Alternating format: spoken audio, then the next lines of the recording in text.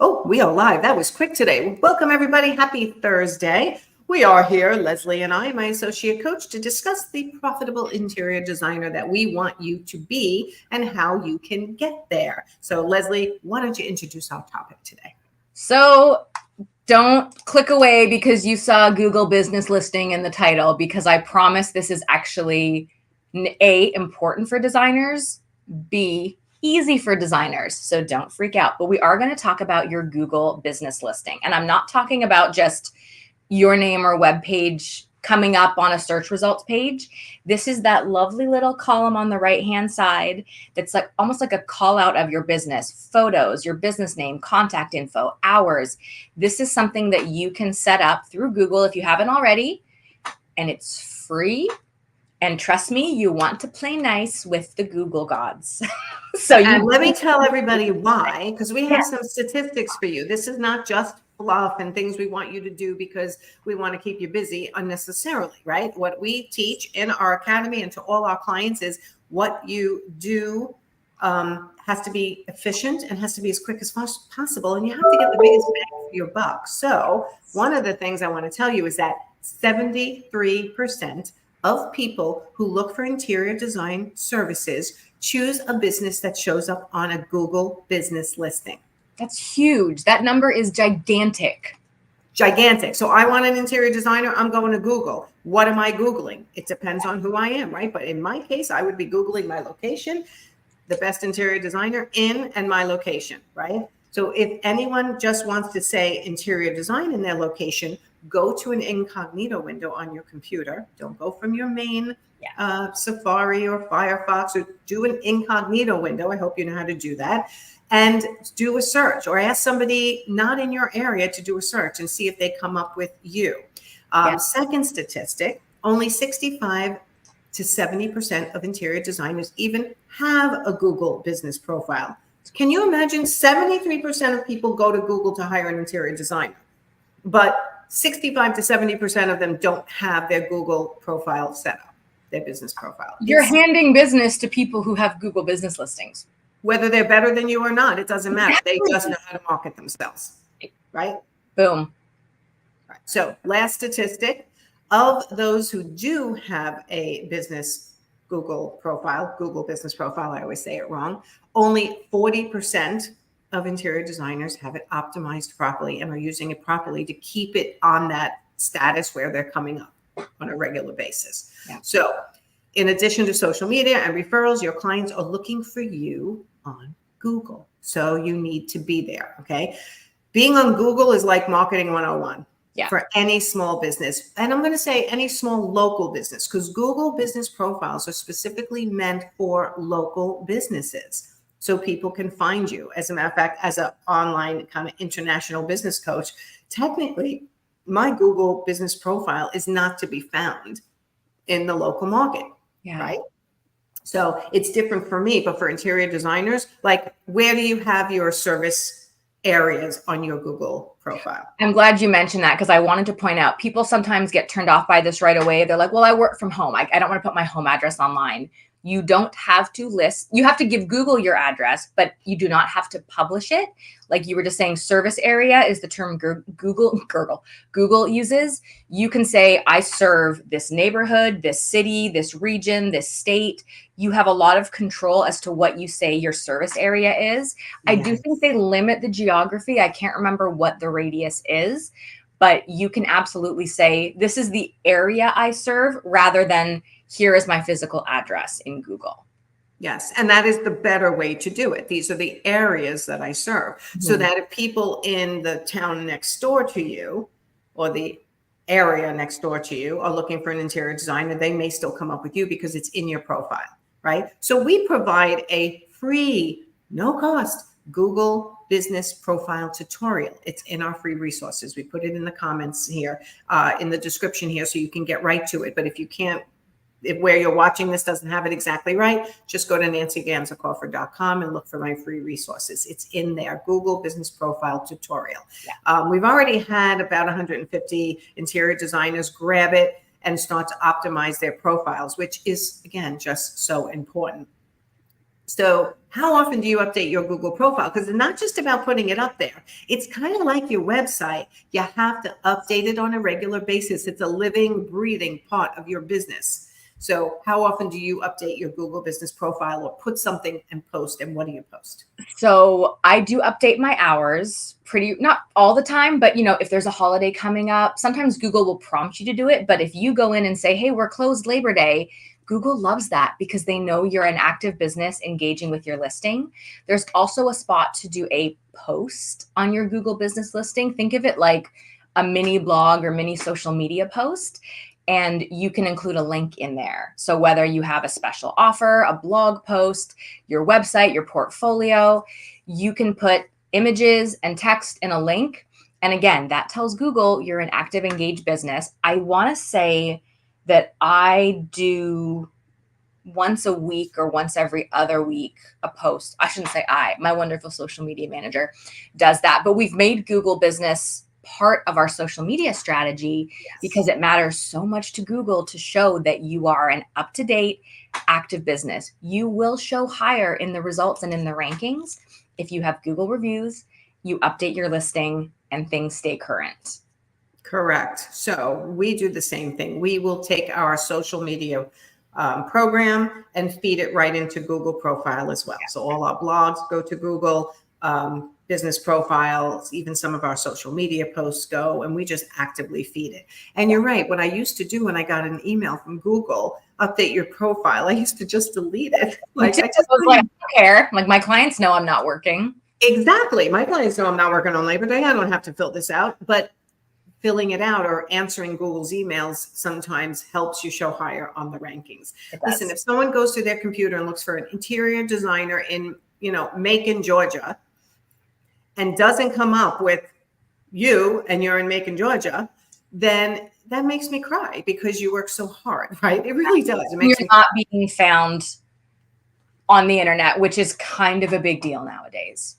Yes. And it's, listen, everything goes hand in hand. And a lot of people don't want to work on their Google business profile because their website's not perfect yet. And that you cannot wait for perfection. Get things done as you learn about them, and then fill in the blanks of things that you may not feel as proud of, or things that need updating. You cannot do it all at once, and you cannot wait to market yourself and get your first, second, third, or next ideal client in your pipeline just because your public-facing assets aren't perfect. Your public-facing assets will always be changing, just like your business procedures and processes and systems. Yep. It's just the way business is. You can't wait. You've got to just keep plugging along. So we highly recommend everyone go take a look at your Google business profile, set one up if you don't have one, go to our free link to get the Google business profile tutorial. And we wanted to give one extra little tip today because Lesley and I are getting more and more into ChatGPT and teaching our Profit Insider Academy clients how to use it to run a much more efficient business. Your clients will always need you, even with ChatGPT, but they need your intellectual property to put it all together. But you can use ChatGPT to help you with a lot of things in your business, but you have to do it right. So we do have a story of someone doing it wrong against advice that's coming out. So I'll let Lesley tell the story, but thank you for sharing it, because I know it's hard when you make mistakes, but this is a really big lesson, I think. It is. And you know what? I'm an open book. I made a mistake. I'm happy to share so no one else does it. So I was trying to zhuzh up my website copy to make it a little, I don't even know what, just better, more engaging, more search friendly, more whatever. I just wanted it better. And I did what many of us do, is I copied and pasted different text blocks from my website, and I ran them through ChatGPT and gave it some feedback, and it gave me some great words, and I liked some of the improvements. But then I did what you're not supposed to do, and what we tell all our designers not to do, which is copy and paste the ChatGPT words directly on my website. I did not. Exactly as is. You didn't change one word. I didn't change one damn word, Nancy. And I know better, but I was like, this sounds great. I love it. Why would I do extra work? I updated a number of pages on my website with new ChatGPT copy, and my website numbers, like referrals, links, people finding my website. Wow. in the toilet, like hundreds of percent down. Like all my stats were in the red when I met with my social media manager. And the only thing I could think of was I used AI generated copy. Gratefully, I had saved all the old copy and I went back and I revised it, and it took a solid month and a half, but my numbers are all back up significantly. So I give you that as a word of caution, because I was like, okay, we've heard this, but like Google's not really going to know that the copy is all AI. Oh, yes, it does. And it is not kind to you when it knows you have been chat GPTing your website. It's really shocking. And you know what, we hear this in trainings, like don't copy and paste exactly from chat GPT, but we all get lazy and do it at times on our social media, now on the website. And it's showing that if you don't even change one word, one punctuation, change something, make it your own words. Even in Jenna Gaduzak's training, I remember her saying she would create, let's say, a blog outline in one GPT, then go to a second GPT, and then to a third GPT to just really shake it up, and then read it herself and apply her own thoughts to it to make sure that it was right before she put it out anywhere. And it does save you a lot of time creating ideas, creating outlines, writing, but you have to take that extra step. You can't get super lazy and not do anything, because it'll bite you like it bit Lesley. So Google wants to see that you are a human, because how easy is it going to be for bots and AI to start infiltrating the Google searches and pushing all of us little designers down? So I'm actually really glad it's doing this, that Google is aware of the algorithms and what AI generated copy looks like. I don't know how it does this, but this is a good thing. Yes. Because it's going to protect us, but it means you've got to humanize your Googliness and your website. Anything that Google might find about you online needs to be humanized. Yes. And we share these tips and a lot more tips on how to get your search engine optimization up and have Google play nice with you in our Profit Insider program. But for now, if you do not have a Google business listing and you have come in late to listen, please go back and listen from the beginning, where I gave the statistics as to how many people actually look for an interior designer through Google. So if you're not there well, you're not being found, there are things that you can do. And we have a tutorial that is free of charge that you can get. I thought of one more thing I want to add, and because I'm hearing the resistance from designers. Well, most of my business comes from referrals. Mm-hmm. Guess what, y'all? Those referrals are going to Google you.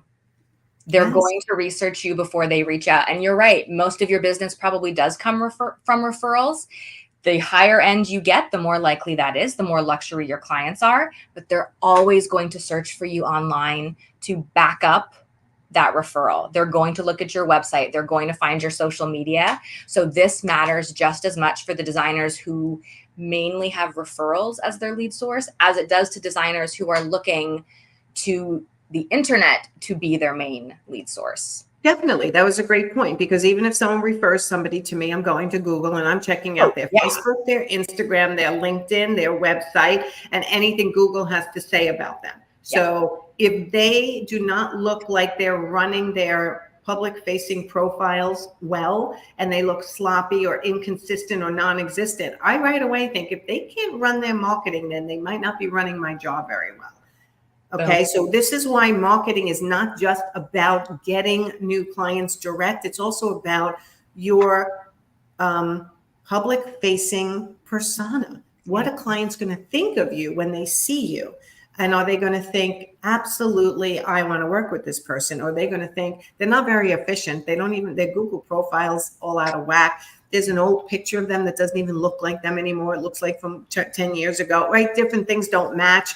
They're going to go, something doesn't feel right, and they just disappear. They don't always know why. It's just an inconsistency that gives them an uncomfortable feeling. Lack of trust. Yes. Right? Lack of trust in running a great business. If you can't run your social media, you can't run your Google profile, you don't have a great website, sometimes a client will bounce. So we're going to try to give you all the information you need to run a profitable business and attract your ideal client. And this is one of them. Have a Google business listing. It's 100% needed.